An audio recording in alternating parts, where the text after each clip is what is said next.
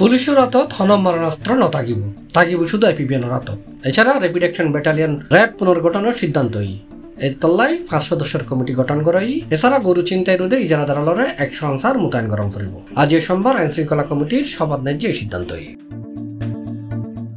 আইন শৃঙ্খলা কমিটির সভা শেষে স্বরাষ্ট্র উপদেষ্টা লেফটেন্যান্ট জেনারেল অবসরপ্রাপ্ত মোহাম্মদ জাহাঙ্গীর আলম চৌধুরী এহতা জানাই। তিনি হই আর একটা সিদ্ধান্ত লই পুলিশের হাতত যাতে আর হন মারণাস্ত্র নথাকে।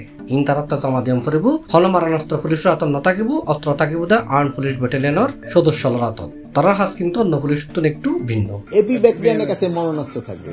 সাধারণ এই অপারেশন যাতে তো মরণাস্ত্র তো তার দরকার নেই। যার যে মরণাস্ত্র দরকার নেই ওইগুলি তো দরকার নেই তার সাথে। আর্ম পুলিশের ব্যাটালিয়নের কাছে থাকবে।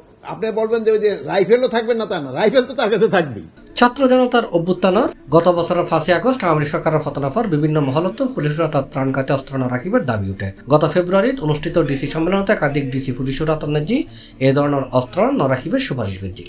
সংবাদ সম্মেলন স্বরাষ্ট্র উপদেষ্টা হয়ে মারণাস্ত্র শুধু তাই এপিবিএনের হাতত পুলিশের অভিযানত যাতে মারণাস্ত্রের প্রয়োজন নাই। হত্যা সিদ্ধান্ত কার্যকর হইব এই প্রশ্নের জবাবে তিনি হই আজ শুধু সিদ্ধান্তই যে কোনো সিদ্ধান্ত সঙ্গে সঙ্গে বাস্তবায়ন নয়, কিছুটা সময় লাগে।